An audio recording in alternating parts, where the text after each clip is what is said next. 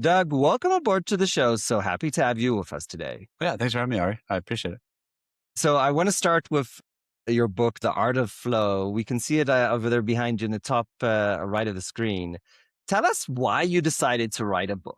What was the pain point where you were like, I need to tell people about this? Yeah, I mean, most things in life it comes through adversity or seeing an issue, like find a need, fill a need. And so I was actually working at a company and saw that there was massive slowdowns, and then also like the classic like shadow IT or mini groups doing different things and siloed work efforts, and said, "Oh, how do we handle that? And what do they call that?" And so I ended up working through some projects to making it 5 times better. It was fantastic, but then I took kind of notes and said, why did that work? Why were the things that I put in play work? How did it work? And then work with some other individuals, and it was great interaction. But then I saw how if you look at it from a chance of like turbulence versus laminar, and what I mean by that is, when you go to like the museum and you see that art exhibit and it's like flowing, or like the water that's shooting over into like the different ponds and stuff, and it's like, wow, it's a really clear water spout, or like I touch it and, oh, I didn't know it was water because it was so clear. Well, that's laminar flow. And so I was like, hey, there's something there. Is there a scientific equation that actually maps to this? And there is. It's called the Reynolds number. And so I looked at that, and then I matched that to my learnings, and I said, wait a minute, there's a thing here. But it took me 4 years to write it.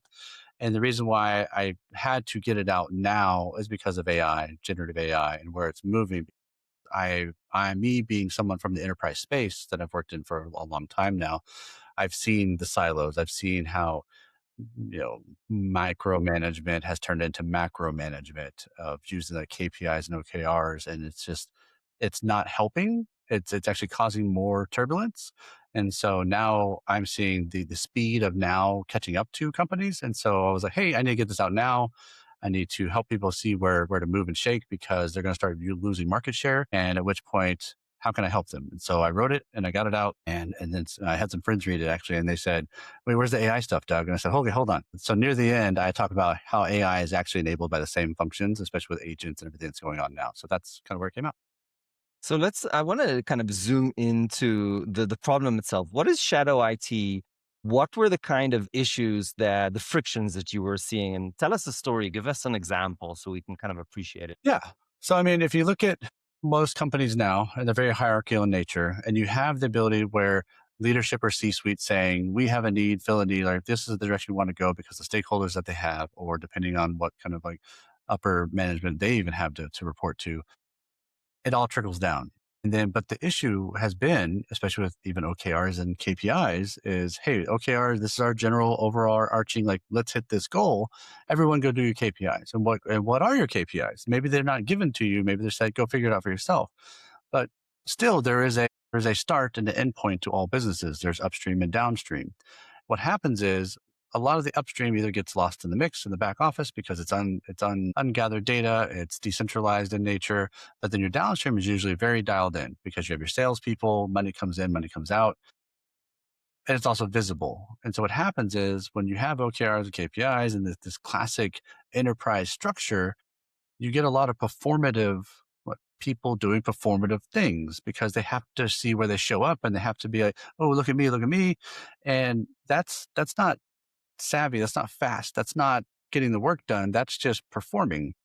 And so I was like, hey, how do we fix this? And so I was able to write it out and explain it in those manner in the book, to basically say, here's how to find turbulence. Here's where this resistance of turbulence can happen, so that you as a manager, a mid-level manager, or even a senior manager or director can actually see it, so that you can actually thwart it or fight it or push against it. Because the art of flow, or to be in a flow state, is that moment that many of us have been in, especially in the technological world, or just like when you're in a moment, like doing a hobby, something that's very like keen to you and your liking, you may not have all the answers. So it's hard to do, yet you have a lot of fun doing it, and just hours just peel away. So how can we do that? And how can we do that team wise? And how can we do that organizational wise? And that's what I put in the book, to help companies and people learn how to move faster, especially in the world of AI that we have coming into it. So what I was hearing between the lines is that, we're basically doing local optimizations, each team or each person, and that these KPIs, OKRs, they don't really work together, kind of pulling the ship in the same direction,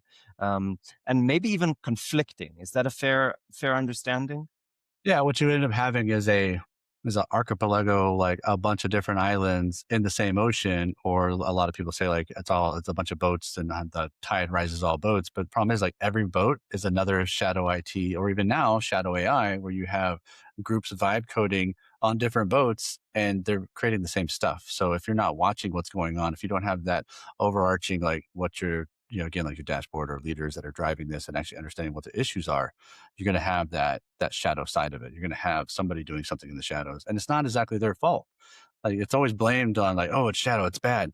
No, people need to actually own up and be like, hey, this is what we're doing, but we don't really create those environments to do that either. And so then I talk about stuff like brave spaces versus safe spaces because people need to be able to show up, break things, make mistakes, and that's where a real leader has the ability to actually carve out and help those people to kind of polish it and make it nicer, help them know where maybe there's an issue and help them through that and kind of give them a leg up, give them a hand up so that we can actually do it as a team versus the classic example of managers where they say, Ari, don't bring me issues, only bring me solutions. And then those are the managers that you need to run away from because they're not good managers because they're out for themselves and they're not going to teach you. They're just going to use you. So I want to talk about this concept of brave space, but a second before we get there. So let's say, okay, this probably exists in every business, but we're kind of built to the level that these issues are somewhat invisible. How do we put our head up and actually notice them? Well, that's actually the fun part is that's where AI is going to help us out a lot. And the reason why is because generative AI is very good at understanding nuance, understanding structure, but we have to kind of build that structure. So a lot of the people that you may talk to on your show, or a lot of people that enterprises are talking to now, this is why everybody's saying, I want a use case. And really a use case isn't a really good term anymore because that's what it was in the old days. Now someone's use case is really just their perspective, their perceived value that you try to bring into your place. And you're like, you spend a year or 8 weeks to a year trying to build it and you fail. And then now you're behind. So should you do that? No, you should look at like where you're driving, where your market is, what your verticals play in, and then how do you drive that forward. But again, like AI is helping because it is that human interaction. It is actually giving us a really good mirror to see, I do this, but am I doing it right? Or am I being biased? Because really, all humans carry about 50 different biases at all times. And so we need to be aware of that so that we can actually drive things forward. And being aware of ourselves is going to help us have better conversations with other teams and not to be biased in that nature as well. And the concept of brave space, tell me more about this. Is this dynamic between, sometimes we just need to experiment and break stuff first, or is there a different perspective here? It's a mix, right? Because safe spaces wasn't a bad thing. So I'll say that first, right? It was good because it said, hey, people need time, people need to have a place where they can go. But the problem is it turned into something else. And so depending on the perspective or depending on the person, it became something even other than that. And so a brave space is a way to say, we have to show up. We have to have conversations. It's okay not to get along with everybody. It's okay not to have the same viewpoint because we have so many echo chambers happening right now. We have people that are actually creating AI apps and things to actually create echo chambers because they only want to hear what they want to hear. Nobody's going to win with that. That's how humanity loses very fast because we have to have different perspectives, different understandings. And the same thing that we see like here in California or like the Bay Area, there's so many hodgepodge of different cultures, people, and like understandings. That's why it's Silicon Valley. That's why there's technology gains over anywhere else. We're allowing and embracing that to drive it. And so Brave Space is also it's where you show up. You can show up the way you decide to show up. It's also showing up on social media because in the world that we're moving into a world where if you don't choose how you show up, it'll be chosen for you. And that's not something anybody really wants to do. And so that's kind of the aspect like how do you show up? What do you do? It's okay to pick up stuff that you need to do to get the job done, but you're not there to pick up other people's burdens either. You can put those down. You may pick them up for a little bit and you need to put them back down because that's not your deal. But again, help your teams out in the same way and kind of classic follow the golden rule. Is this just a personal decision for their employees, or there's a pre-requirement here on culture? And the reason that I say that is I've seen environments where employees that kind of try to lead and kind of talk about the issues and how we might solve them, and that's shut down and they're actually perceived as negative actors. Is there some dynamic here between the culture and, brave space or how the individuals are. There is, and the hope is that leadership does take kind of this role on. And the reason why we need to make a change is because humanity in general is very reactive by nature. Sadly, we only get a stop sign in a four-way street when somebody gets hit by a car or something like that, or we get a stoplight, those kind of things. Or hey, there's a wildfire. How do we fight that? Like, but there's ways to prevent that. There's ways to prevent a lot of this, or at least take the percentage out of it happening out of the equation.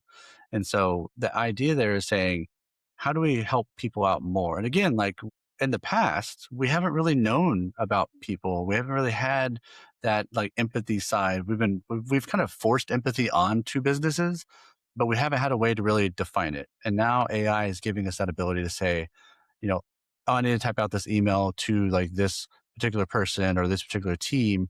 And here's how I want to say, or here's what I want to say. And then the AI is like, wow, are you okay? Like, you sound kind of mad. And you're like, oh, I'm not mad. And it's like, oh, well, there's a lot of like nuance in here. You may want to be aware of how it's going to be perceived. You're like, oh, I didn't really think about that.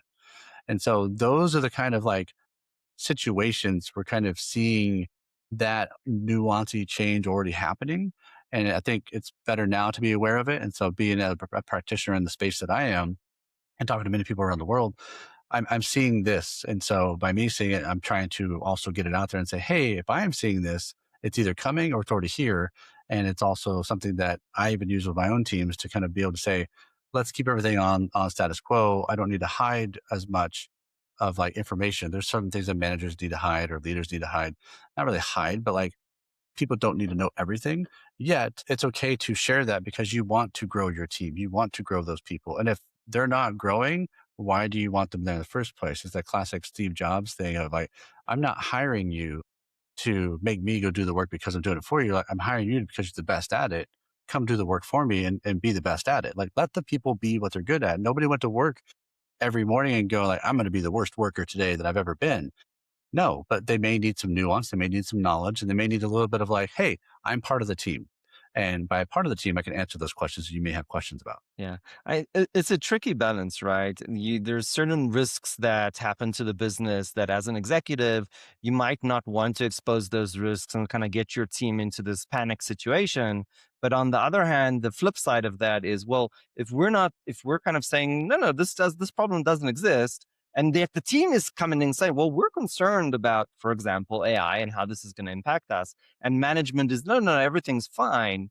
That creates distrust. How do you balance this? Yeah. So part of what I do there is I actually have a framework called the ACT model, ACT. So it's alignment, clarity, and transparency.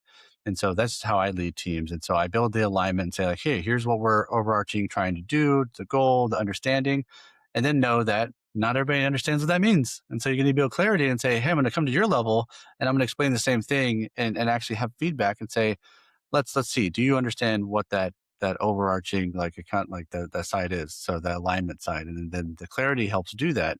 And then through that clarity, you then transparently or using transparency show the win.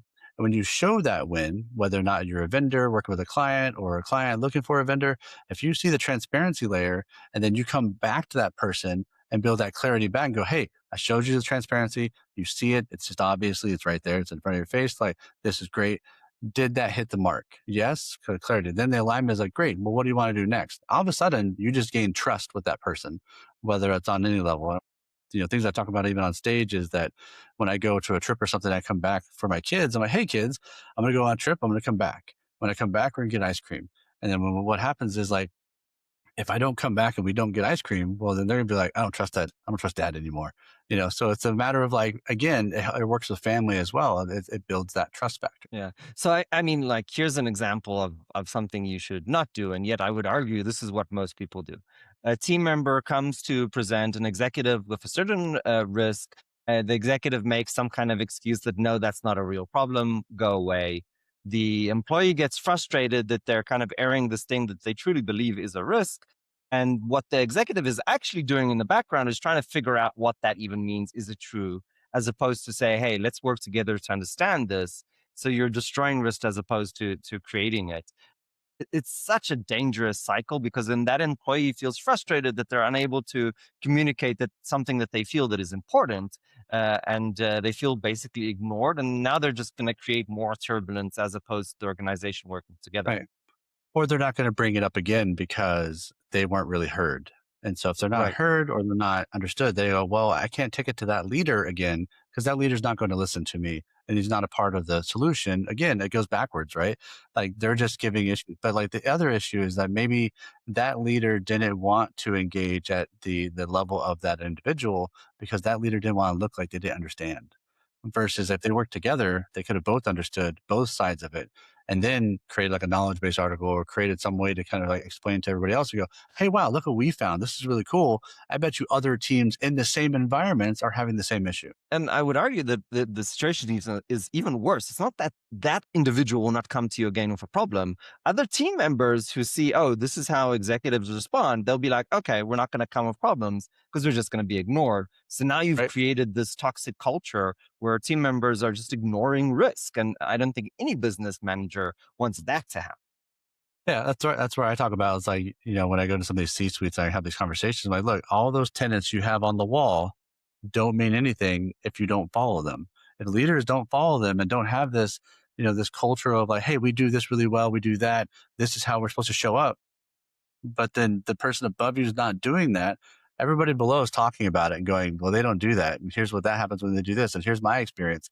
So yeah, it's lost. It becomes a toxic culture, it becomes that literally that interaction becomes the culture. The stuff on the wall is no longer the culture. I think that's such a core point because if you have the stuff on the wall, but when you're making a decision, you're ignoring it, that's a real problem.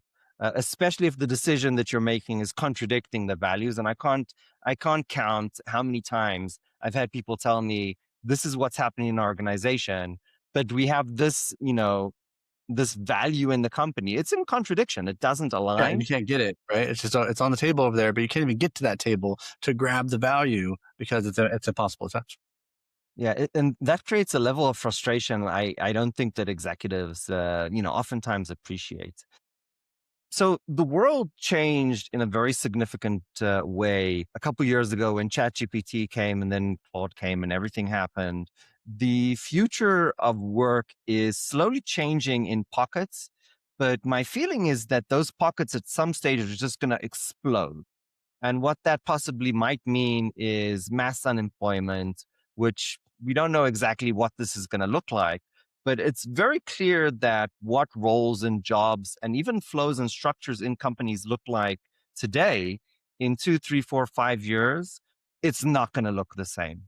My question to you is twofold. One is it's almost impossible to know what that future is going to look like. So asking you, well, what it might look like is one question, a hard one.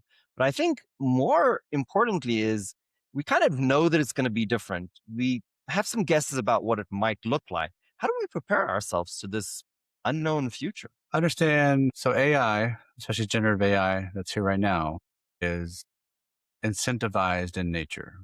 So by incentivized, whatever is put into it, whatever company, whatever type, whatever LLM information has been ingested, what synthetic information or human information, all that is still incentivized. It still wants to get the token. It still wants to do well.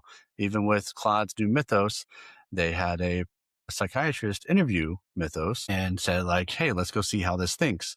And it very much wanted to make the psychiatrist, therapist happy to answering all the questions, and it was very excited about it. But at the other side of it, acidification, right? Then you have autotelic responses. And so autotelic responses, again, where you see the stuff in the news and it says well, the AI that we told to turn off didn't turn off and it said no. Okay. Well, what was the goal of that you gave it before it did that? Oh, the goal was stay up 99% of the time and get the job done no matter what. Great. Why'd you tell it to turn off then? Because you just told it to do all the alternative of what the autotelic response is supposed to be doing. And so the same thing happens with a lot of these is that you look at it and you're like, oh, you hear this like story and it's kind of not right. Like the rogue AI did a thing. Really? Why? What was its main, factor that you told it to build that? Same thing with like OpenClaw and some of these other ones. Like, oh, it built these OpenClaws, they think for themselves and they built their own religion. Really?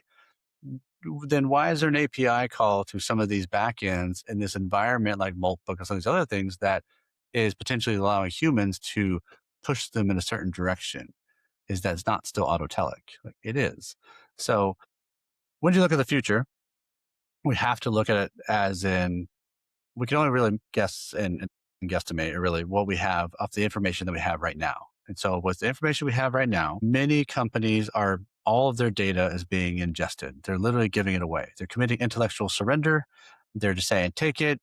We don't know what to do with AI. So we're just going to use these large language models. We're going to use these foundational models that are building in the background in the labs to become world models, which world models will have not only access to what we see now with like agents and agentic, we're talking about past agentic to where we have autonomous agents, but these agents will then be able to interact with IoT devices, Internet of Things. And so So all those, this is yeah, such an important point, but you've like jumped 10 steps into in just a few seconds. I want to break this down for the audience. GPTs at the beginning, they could just talk English, right? So if you could communicate with them, they could do stuff like, rewriting a sentence with good grammar. What's happening though, when we have all these companies all around the world using now these GPTs in their actual business processes, now AI is learning about your products, about your business process, about your industry, and about your secret sauce, about how you do business. So what's happening is we're transitioning from a thing that sounded like a human being, but didn't really have a whole lot of knowledge that wasn't on the internet. And usually companies don't go and put all their secrets and sources on the internet, on their marketing for good website reason. for good reason. But now you're having these discussions with the AI on a daily basis about your secret sauce, about your strategy, about your thinking, stepping through that whole thing. So from just a simple kind of like language model, it's turning into something much, much more bigger. And it's really almost, we could almost predict, and keep me honest here if this is what you were meaning, it's almost to the level that AI will understand our businesses and maybe certain businesses will be totally automated because AI kind of understands everything about it at one stage. And this is kind of scary in many ways. How do we get to that stage and not like lose half of the employment? Yeah. That's like the big question a lot of people ask. The aspect there is I was just speaking like in Italy and they asked the same kind of question, but the question was also geared towards, hey, why is the United States firing everybody? So and Yet, it's like, we're not doing that yet. here. And I'm like, I get it. So the United States there's a lot of companies that are laying off, but it is hard. It's hard to know, are they laying off because it's actually working? AI is working for them, or are they laying off because it's a scapegoat and they're saying, here's how we save our bottom line? The funny thing is, that when you have a company and you go to all these like shareholder meetings and you hear all the news, anytime a company says, we're making so much more money because we built this thing and it's lots of value, what do? They've always hired a bunch of people because they need to make the work done. So if a company is saying AI is making them a whole bunch of money, why are they then laying a bunch of people off? Like that actually doesn't make sense because they're laying Well, off that's a more than short-term behavior, right? You want to it first is. strengthen the stock price, get your kickback for that, but then yes, you should reinvest within short term if you actually have a Right. go-to-market that makes sense. So it's a mixed bag to a certain degree. It is, but at the same time, enterprises are very much not process oriented. They think they are. They're more workflow and task based oriented. And when you actually let people go, you're letting context and internal context of your company walk out the door. And so you may hire you if you fire like 10,000 people, that doesn't mean all of them had massive amount of context. That means like probably a good like 1,000 of them were the only reason certain things ran. And you didn't know that until you get rid of them. So it is kind of like a classic, like if I turn the server off and people cry out and go, oh my, maybe we turn the server back on. But the problem is with people, they're not going to come back and work for you once you let them go. They're going to say, sorry, I'm going to go take my context. I'm going to go take it to another company that actually values my opinion, values where maybe I belong there in those kind of situations. It's really difficult because at the end of the day, it's a question of how supply and demand really balances out. I'll give you an example, right? The scary side of this is now I am delivering basically the work of 10 people, right? And I'm doing hardcore engineering code on my kind of day job. So my thinking is that, I might not need to hire 100, 200, 300 people. as revenue comes in, I can keep that team, 10 people as opposed to 300 people. So that's 200 people plus that will not have a job, right? That's a massive decrease in employment. But then on the other hand, I'm thinking, well, what if my company exists and grew and created that revenue only because we were able to do that? And there's another 50 companies like me.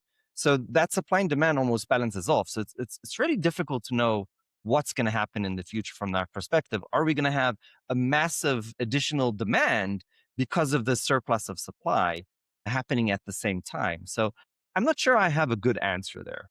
Yeah, there's a scarcity thing there too. But this is why most companies are asking like where the ROI is. And my normal go-to answer is like the fact of it is you should not be firing anybody and you should just stop hiring everyone. Because if you keep who you got and you start gaining value, great. Now you have people that have more time. Now you have people like yourself that are doing the job of one person doing 10 people's roles. Well, then if you're not hiring anybody, you're not spending the money to pay for that person. You're not training them for 6 months. They're not leaving like because they found a different job on the new hiring. Like, yes, attrition is going to happen. And yes, you still will need to hire some people. But when you have those conversations and people come to you and say, hey, Ari, as a leader, we need to hire 10 people to do this job. Your first reaction, like any enterprise, you go, great. Have you talked to our automation AI team and found a way to see if they can do it? And if they can't do it, great, we're going to hire some people. But if not, no, we're going to automate it or we're going to build AI solutions for it, probably through automation and then AI. But in general, this is how this is going to run and should be running in the future. Yet again, that's the kind of the American standpoint. But when I was speaking in Italy, they said, Doug, we're not firing anybody already. We're just keeping them. And I was like, oh, great. You've already answered the question. They go, but hold on. What do I do with the people if they're not doing as much work? What do we do with them? And I said, okay, that goes into a different scenario here. And that says like, well, SaaS, like software as a service is kind of going away. It's becoming more agent as a service because agents can take execution layer. Like software as a service was very much like teach one, click one, do a thing, access. Now we have agents as a service where it's like, okay, we click one, can do all these things. We have access. Now we can execute on that layer. Okay, then what's next? We have vibe coding and all this other stuff. Oh, my answer to the people in Italy that I was talking to in this municipality was like, hey, those people are going to become product owners. You're going to create your own things. You won't go out and buy all this vendor stuff. You'll actually just vibe code whatever you need with your own internal information. So you stop feeding these models and committing intellectual surrender. And they were like, oh, that actually makes sense. So let's talk about that for a moment. I'll make an argument that in the past pre-AI, we have a whole bunch of SaaS because in the 80s, we tried to build our own software and we figured out that building software is really hard. So these SaaS companies came along and they're like, well, we'll do what you need. It will be kind of what you need, but not exactly. And if you wanted to do exactly your business process, either tough noogies or pay a whole lot of money for customization. And that turned into the SAPs and Oracle business models of the world. That paradigm has significantly changed. What happens if we go back to the 80s, right? We introduce AI and suddenly, well, you know, you can build whatever you want and it's cheap and it's easy and it actually works. That's what's happening today. Yeah. So now your Although chemical company, security your and stuff hasn't manufacturing caught up yet. company, sure, but there's ways to work around that, right? Now suddenly, your chemical company that was never in the business of writing software can potentially create their own software to their processes that creates a competitive advantage for them. And it's not the same software that everybody else is using. So, one of the predictions is that, well, all these software engineers that are going to be fired from SaaS companies are going to be hired by hundreds of other different companies that traditionally have never written software. And that is one possible scenario. Let me ask you this. Keep me honest. You have kids. Remind me, what ages are they? Like early teens. Yeah. Okay, my condolences. I have teens as well, I think you're really but bad. I just had to deal with my 13-year-old daughter just disappearing. So one of the things that I know you're concerned about, because I am as a dad, is the future of our children. What are you telling your daughter to study or to learn or to get good at? I heard one mom say, oh, they should go into computer science. As a computer science scientist myself, looking at AI and how, we need a fraction of the people, I was like, no. And then on the other end, I'm like, well, maybe actually the arts is a thing that is more important than ever before. But then we see all this, these artists unhappy about. What is the skills of the future? this is a very practical question for us moms and dads trying to, support our children to be resilient. Yeah, I mean, resilience is a big thing, right? And especially with an ever changing environment, I tend to look back and say, me growing up, I was a zennial, right? And that's a X and millennial, and the middle part there, there's this zennial thing that some people know about. People that are in it definitely know about it. But what it is essentially is the zennials are a microcosm group of individuals that were born between the two.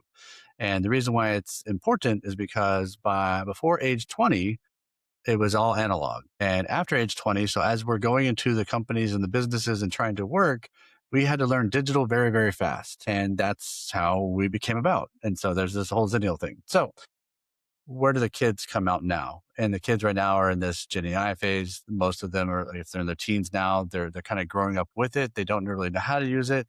The institutional, hierarchical areas are saying don't use it. It's cheating if you do. Everybody's trying to figure it out. It's the new calculator back when things, or the printing press in France that they Yes. burned all down because there are too many Yes. newspapers. All these things are happening all at once. There is a point that you mentioned there, Ari, is where when technology pushes again, it's that pendulum swing of things, and there is going to be a pushback, and so definitely everybody, a lot of people, I wouldn't say everybody, but a lot of people are going to look at the arts, and the arts isn't a bad idea. Now, when people ask me, hey, Doug, where are your kids going to go to college and what are they going to go learn? I say, I'm going to tell them to get into philosophy because the future of anything and how we look at it and all the work I've done in AI and everybody I've talked to in AI, we have more human conversations now, very human Than ever conversations before. than ever I've ever heard. There is no amount of self-help books inside of Barnes and Noble and on Amazon, anything, than there is with AI already answering and kind of causing that interaction to look at it. I think one point earlier we were talking about how AI is kind of everywhere. It's in all these businesses learning the verticals. The other cool thing is that, and this is recent, I've kind of dived into this, is that different cultures, different languages, like German versus English or English versus Japanese, have different meanings behind the words. And so when you go to Germany and you're like, wow, everything here from cars to computers are very masculine. And there's all these aspects, yet the mothers are usually the dominant figure in the household. And then you come to the United States and all those same things are very feminine.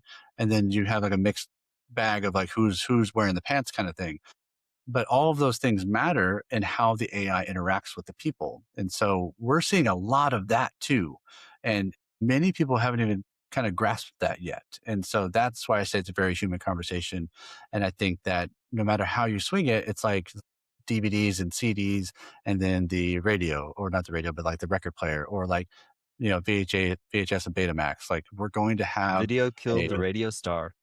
yeah, we're going to have that mix of what goes where. Brilliant. Doug, this has been absolutely delightful. We are at the end of the time. We have only one question that we ask every single guest. It's the only question that's scripted in this show, as our audience knows. And it's a hard question because it's personal. If you had to think back throughout your leadership, management, personal, family, whatever history, whether this was 2 years ago or 20 years ago, what was the hardest point? And more importantly, what was the lesson or advice that you would give yourself back? Interesting. The If I was to give myself a lesson, it would be to tell myself that in the span of my human life and most human lives, there are four moments that you have. And those four moments are defined in 5-year stints. And in those 5-year stints, you have to have the grit, determination, understand you're going to fall on your face, understand that it's not going to make sense where you're going to be at the end of that 5 years. But if you want something and you want to strive for a particular aspect or whatever, it will take you about 5 years to get to where you want to be, to show up, to be at that point. And you won't even know when it happens, but it'll happen. And you have 4 times to do it in your lifetime. Doug, thank you so much for joining the show. I appreciate you. Yeah. I think it's been great, Ari. I appreciate the conversation, and it's always good to have a more like just a talk.